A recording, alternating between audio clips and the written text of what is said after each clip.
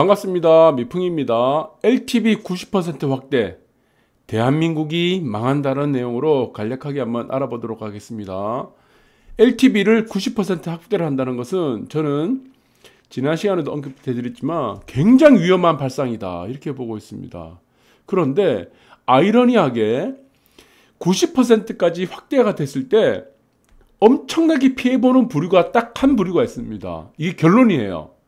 그 엄청나게 피해보는 부류를 제가 이 영상의 끝부분에서 마지막 부분에서 여러분들한테 답을 드리겠습니다. 그래서 여러분들 중에 혹시나 이 엄청난 불이익을 받는 사람이 없도록 제 영상을 끝까지 보시기 바랍니다. 민주 선 재산세 완화 후 LTV 완화로 간다. 이게 순서 맞습니다. 먼저 재산세를 완화한 다음에 그 다음에 대출 규제를 완화하는 게 맞죠. 그러나 이 대출 규제의 폭이 어느 정도 되는가에 따라서 저는 이 버블이 되느냐 아니면은 완만한 상승세로 가느냐 화폐 가치에 따른, 그래서 두 가지로 결정이 될 것 같습니다. LTV 90%까지 확대 검토 소식에 최우선 과제로 재산세라고 나와 있죠. 네, 그래서 과세 기준일 다음 달 1일 전 세제 개편 조율 조정 시사를 한답니다. 그래서 6월 1일이 우리가 재산세와 그 다음에 종부세를 결정하는 결정하는 날이 됩니다. 그래서 여기서는 공시지가를 토대로 해서 재산세하고 종부세를 결정하게 되는데, 종부세는 여러분들 아시는 12월 1일부터 15일까지 해서 납부를 하게 되고, 그 기준일이 6월 1일입니다. 재산세도 마찬가지예요. 재산세 2번 내죠. 토지분하고 건물분에 대해서 나눠서 똑같은 금액으로 2번 냅니다. 네. 그래서 9월달에 또 1번 내고. 그래서 과세 기준일을 전화가 오네. 과세 기준일 다음 달 전까지 세제 개편 조율 조정 시사를 한다는 내용은 결국에는 재산세는 완화해 주겠다는 겁니다. 여러분들이 받게 될 고지서에 재산세는 떨어질 거다. 그래서 완화된다. 그래서 이 부분을 부담을 좀 경감을 시킨다는 내용이고, 종부세는 지금 이 내용이 없죠. 6월 1일까지, 다음 달 기준일 1일까지 내용이 없으니까 이번 종부세는 올해 정한 대로 예정대로 낼 것 같고, 저는 종부세는 내년에는 대폭적으로 완화될 거라고 보고 있습니다. 그래서 제가 꾸준하게 말씀드린 거는 종부세가 큰 폭으로 여러분들한테 부과되는 거는 올해 일회성이라고 그랬죠. 올해 일회성이라는 거는 제가 올해 들어서 계속 말씀드렸습니다. 이 종부세 폭탄이 떨어진다는 부분에 대해서 일회성 폭탄이다 라고 말씀드렸다. 그리고 재산세 완화 이번 주 윤곽, 문정부 알맹이 종부세 종부세 양도세는 신중하다. 이 부분은 아직 논의가 될 부분이 아닙니다. 왜 논의가 되어야 될 부분이 아니냐면은 우리가 대출 규제라는 LTV가 어느 선까지 결정되는가에 따라 그 다음에 나올 수 있는 게 양도세고 종부세라는 겁니다. 그래서 이게 잠깐 도표를 제가 만들었는데, 부동산 규제 완화 순서도가 있죠. 그래서 첫 번째 순서도는 이게 정상적인 거예요. 재산세 완화가 1번이 되겠고 1번입니다. 그 다음에 재산세 완화를 우리 6월 1일 산정 기준이죠. 네, 완화를 시킨 다음에 뭘 하겠습니까? 대출 완화죠.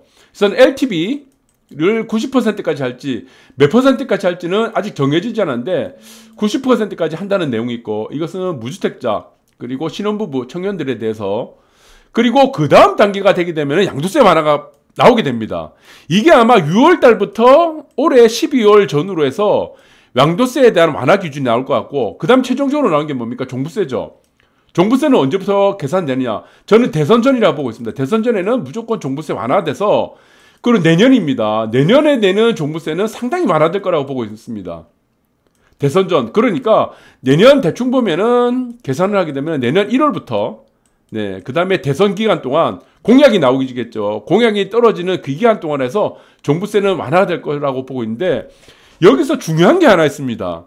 이 네 가지 중에요, 딴 거는 저는 아파트 가격에 영향을 미치는 거는 거의 없다고 봅니다. 재산세가 오르든 종부세가 오르든, 그리고 양도세가 완화가 되든, 양도세가 완화가 되면 다주택자들이 생각을 좀 하겠죠. 한 채는 정도 팔아가지고 내가 현금 보유할까, 이런 부분들을 생각하겠지만 시장에 큰 영향은 없는 거죠. 그래서 양도세를 내는 부분, 다주택자에 해당되는 사람들이 전체 인구 중에 그렇게 크지가 않습니다. 자꾸 전화가 와서. 네, 그렇지 않기 때문에 여기서 중요하게 생각할 때는 아파트 가격, 우리가 주택 가격에 영향을 미치는 것은 일단은 세금은 아니죠. 세금은 될 수가 없습니다. 세금이 올랐다고 해서 아파트 팔아가지고 길거리에 텐트 치고 살 사람은 없습니다. 그래서 세금이 올라간다 내려가에 따라서 아파트가 결정되는 요인들은 그다지 크지 않다는 거. 그리고 오히려 세금이 올라가게 되면은 아파트 가격이 여기서 반영이 되는 거죠. 그래서 아파트 가격이 올라가는 부분들이 있는데 이 부분이 크진 않습니다. 사실은요. 그래서 거의 다 세입자한테 전가시키기 때문에 단순히 세금이 올라간다 해서 아파트 가격이 올라간다, 아파트 가격이 내려간다 하는 부분들은 전혀 큰 의미가 없다고 보고 있습니다. 그래서 재산세하고 종부세는 의미가 없고, 양도세는 한시적으로 우리가 다주택자들 매물이 나올 수 있는 부분이기 때문에 이것은 어떻게 됩니까? 네, 이것은 수요와 공급 측면에서 공급이 어느 정도는 나올 수가 있다. 그래서 시장에 큰 영향은 저는 없다고 봅니다. 그래서 이 부분은 오히려 더 양극화를 자극시키는 요인이 되겠죠. 네. A급 아파트 갖고 있고 B급지 아파트 갖고 있으면 당연히 만약에 판다 그러면 B급지 아파트를 팔겠죠. 그럼 B급지에 A급지에 비해서 B급지가 오히려 또 매물이 증가하는 효과가 된다. 근데 여기서 가장 중요한 게 뭐냐면 대출 완화시입니다. 대출 완화 시에 오버슈팅으로 버블 단계를 진입하냐 안 가느냐, 이게 가장 크다는 거죠. 그러니까 여기서 핵심이 이겁니다. 대출 완화입니다. 대출 완화. 이 대출 완화를 어느 정도 해주느냐에 따라서 저는 만약에 오버슈팅까지 나오게 된다 그러면은 버블 단계도까지 갈 수가 있다. 그래서 저는 이게 굉장히 심각하다고 봅니다. 그래서 저는 이게 만약에 LTV가 90%까지 완화가 된다 그러면은 저는 잘못하게 되면은 이거는 대한민국이 망할 수도 있다. 저는 이렇게 봅니다. 그래서 저는 이 국면까지는 가면 안 된다. 그래서 지금 여당이라든가 정부에서 논의를 할 수 있는 부분들에 대한 이 90% 완화는 저는 이거는 포퓰리즘이라고 봐요. 저는 이거 무조건 포퓰리즘이라고 보고 있거든요. 그래서 표와 연관된 정책일 수밖에 없다라고 보고 있습니다. 그래서 저는 이거 절대로 하면 안 된다. 네, 절대로 하면 안 된다라고 보고 있습니다. 그래서 아파트 가격은 이렇게 스테이블하게 올라가야 되죠. 그런데 갑자기 아파트 올라가다 이렇게 올라가면 뭐 어떻게 되겠습니까? 큰 이게 문제가 생깁니다. 이게 버블입니다. 버블. 버블이란 것은 반드시 원위치로 돌아옵니다. 이렇게 버블이 생기면은 원위치 돌아와요. 그럼 중간에 물리는 사람들이 있겠죠. 이게 물리는 사람들. 우리가 물린다고 그러죠. 네, 물 먹는다. 전문 용어로. 이 물 먹는 사람이 생기게 되면은 큰 엄청난 재산적인 타격을 입게 된다는 겁니다. 네, 재산적인 타격을 입기 때문에 이런 국민이 나오게 되면은 사회뿐만이 아니고 경제적으로 심각한 타격을 입을 수 있다. 이 부분들을 여러분들이 좀 보셔야 될 것 같아요. 그래서 이 네 가지 국면 중에 하나, 2번 대출 완화는 여러분들이 조금 예의주시를 해야 될 것 같다. 네, 그렇게 생각됩니다. 그래서 지금 대출, 아파트 90% 대출해준다. 두 가지 국면으로 우리가 생각해야 되는데, 첫 번째가 여당에서 얘기하는 게 청년 부부에 대한 청년 신혼부부에 해당해서만 LTV 70% 플러스 20%를 더해서 90%를 해준다는 거예요. 한정적인 겁니다. 이게 청년하고 신혼부부에 한해서. 네, 이거 그래서 이 부분이 있고, 또 다른 게 무엇이냐? 그 다음에 하나가 무엇이냐면은 단순히 무주택자와 1주택자에 대해서 대출 규제를 완화해 주겠다는 겁니다. 보유세까지 합쳐서. 그래서 이 두 부류에 있는 사람들에 대해서 LTV를 90%까지 해준다. 이 생심각해지는 거죠. 첫 번째 봤던 상황들은, 네, 지금 첫 번째 봤던 상황들을 좀 요약해서 볼게요. 자, 첫 번째 봤던 상황들은 여당에서 제시하는 겁니다. 청년 신혼부부. 그래서 이거 확정된 게 아닙니다. LTV 90% 완화를 해주는 방법이 있고, 이게 1번이에요. 두 번째 경우는 뭡니까? 단순히 무주택자와 그리고 1주택자까지도 LTV 90%까지 완화해 주자는 겁니다.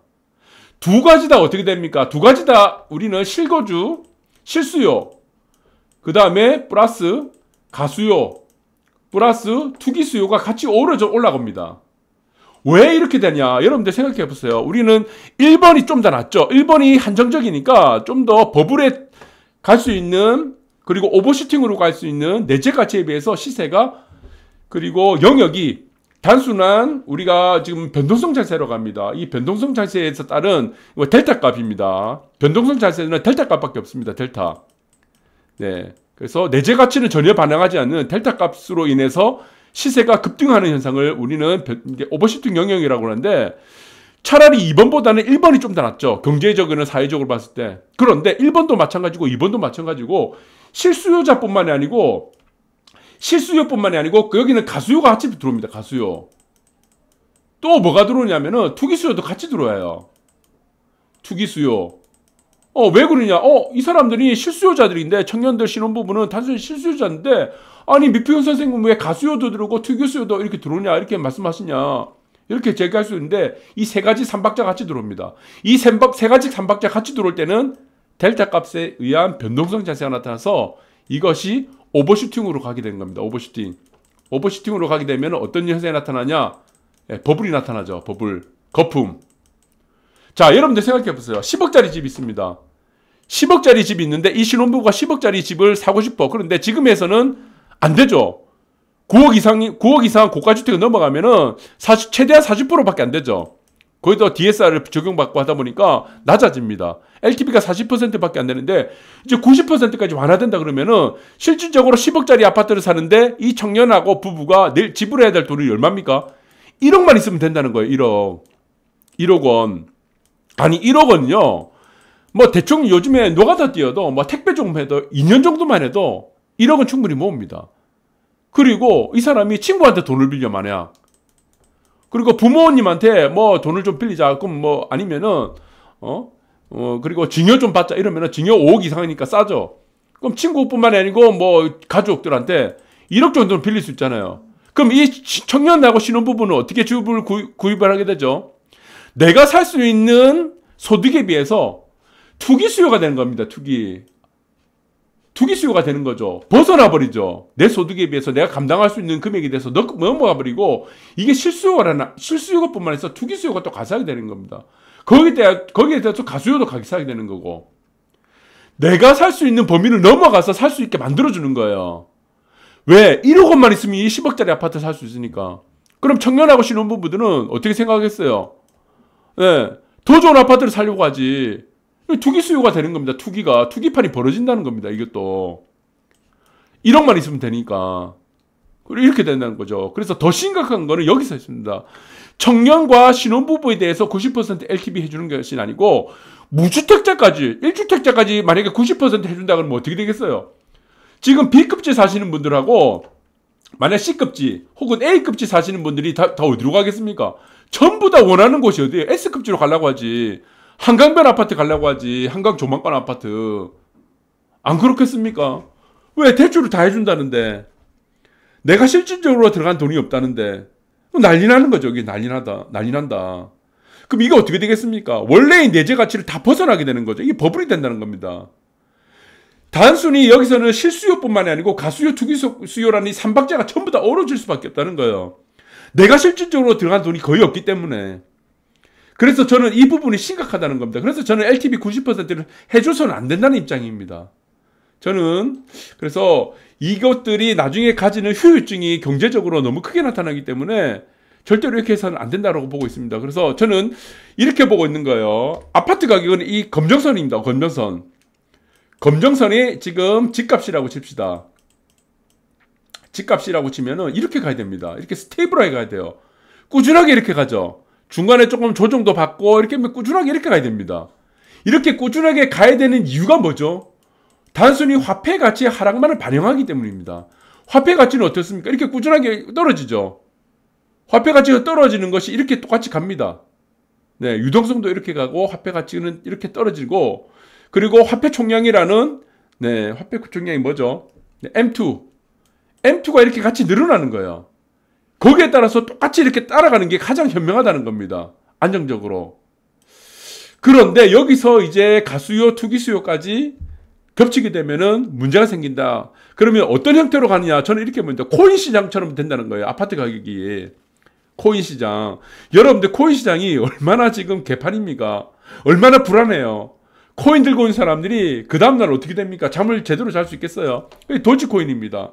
도지코인 보세요. 이 내재 가치가 갖고 있는 내재 가치가 아예 없는 코인이죠. 코인 시장 아예 내재 가치가 없으니까 이 정상 가격을 갑자기 이렇게 벗어나게 된 겁니다. 정상 가격. 이게 뭡니까?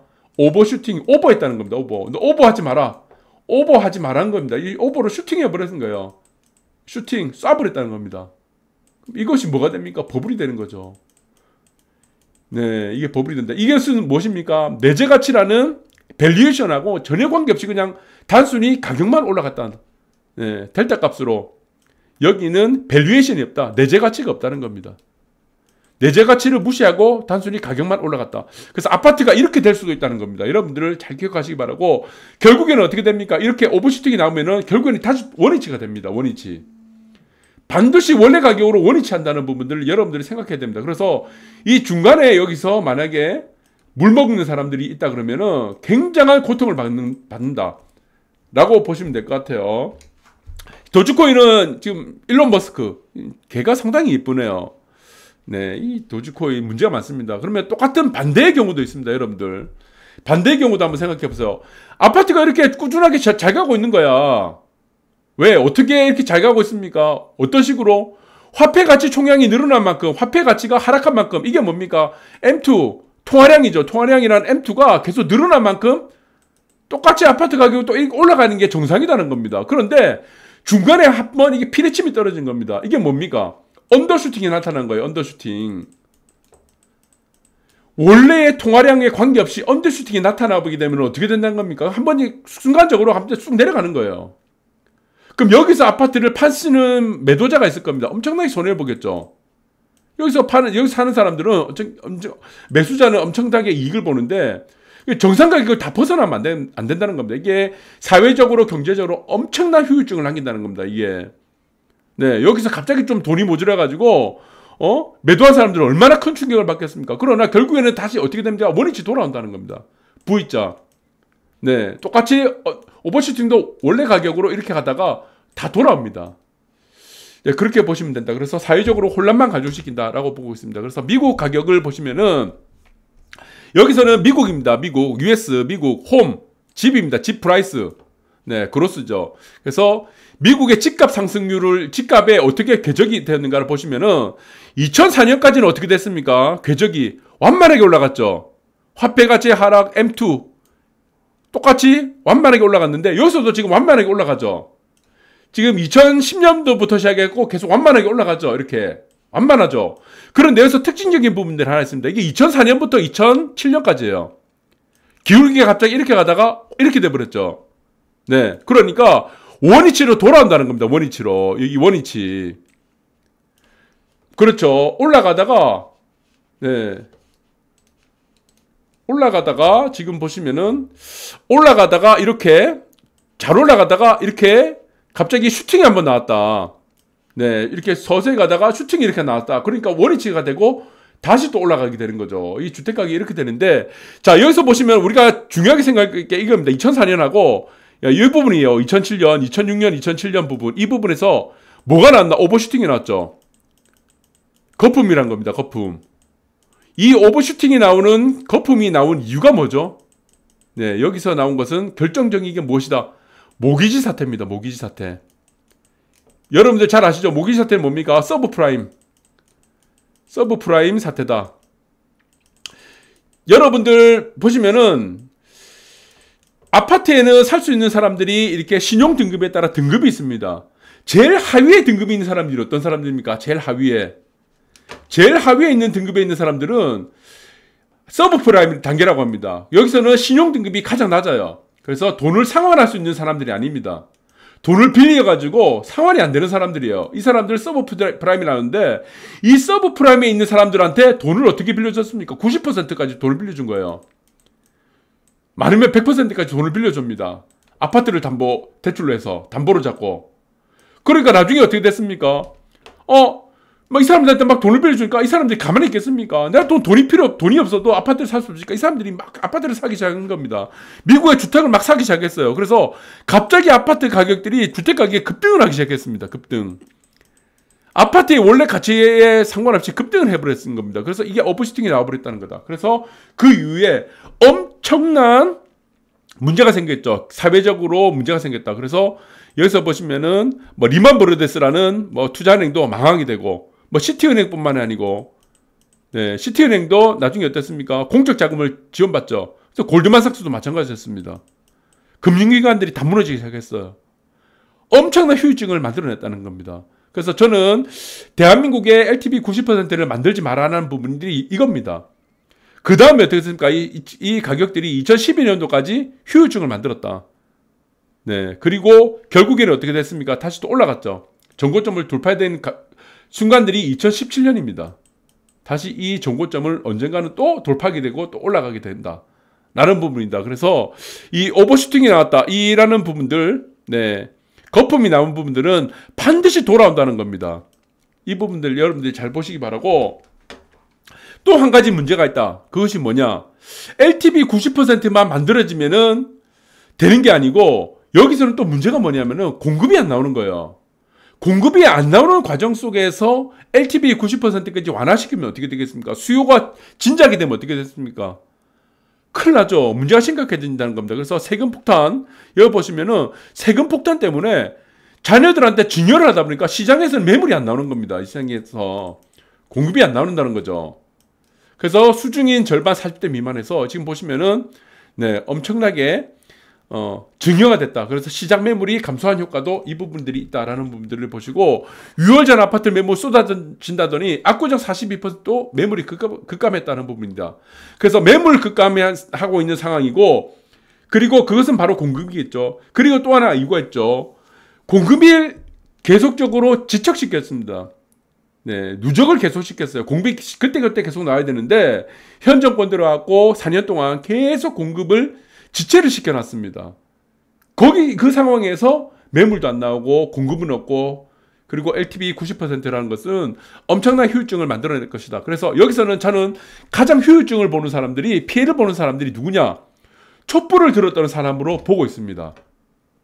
지금 이렇게 화폐가치 하락에 따라서 이렇게 스테이블하게 올라가다가 LTV 90% 풀어줬다. 네, 무주택자들한테, 신혼부부들한테 이러면 이렇게 되겠죠. 기울기가 급해진다는 겁니다. 이 기울기가. 그러면 이 국면에서 나중에는 어떻게 됩니까? 이 국면에서 다시 돌아옵니다. 이렇게 다시 가요. 아까도 보셨지만 언더슈팅은 이렇게 단다고 했죠. 언더슈팅 원래 또 돌아온다고 했죠. 이렇게 가죠. 아파트 가격은. 결국은 다시 또 전고점을 돌파하게 되는데, 여기서 애꿎은 사람이 물을 먹는다는 겁니다. 물을 먹는 거예요. 이 물 먹는 사람이 누구냐면은 촛불 시민이에요. 제가 답을 딱 내린다고 그랬습니다. 촛불 시민들. 왜? 이 사람들 계속 참았어요. 여기서 2016년도부터 참은 거야. 안 사고. 그럼 이 사람들이 지금 결국에는 언제부터 사느냐? LTV 완화할 때 산다는 겁니다. 이 LTV 완화할 때. 이 사람들이 가격을 다 끌어올려주는 거예요. 이 부분들을 여러분들 잘 보셔야 되는데, 이 국면이 언제나 저는 개인적으로 2023년으로 보고 있습니다. 네, 2023년에서 2024년 상반기, 네, 2023년 하반기에서 2024년 상반기 정도에서 보면은, 저는 만약 슈팅이 나온다 그러면 이게 꼭지가 되지 않겠나라는 부분들입니다. 네, 결국에는 또 전고점 돌파합니다. 급지에 따라서. 그래서 아주 외곽 쪽이나 뭐 C급지 이런 건 아니고, S급지는 또 원래도 다 돌아가요. 일본 사례도 우리 보셨잖아요. 아무리 인구 감소가 되고 뭐 도시 개발이 안 되고 도시 계획이 안 되고 해도 결국 다 돌파합니다. 일본 같은 경우는 결국 평당 17억을 다 찍어버리잖아요. 중심가 관광지. 그래서 저는 이 가장 큰 피해를 보는 사람들이 결론적으로 무엇이다? 자기 발에 자기 등을 찍는 일이 생긴다. 그래서 1타 2피 쌍코피 터진다. 그동안 계속 참았다가 촛불 시민들, 촛불 들었던 사람들, 현 정권을 만든 1등 공신들, 그 사람들이 참고 참다 안 돼가지고 LTV 90% 풀었을 때 이 사람들이 왕창 물린다 라는 부분들을 간단하게 여러분들한테 제시해드렸고, 네, 그래서 저는 가장 중요한 것은 LTV 90%라는 거품을 만드는, 오버슈팅을 만들 수 있는 이런 제도는 절대로 안 된다, 그렇게 보고 있습니다. 자, 오늘 방송 여기까지 하도록 하겠습니다.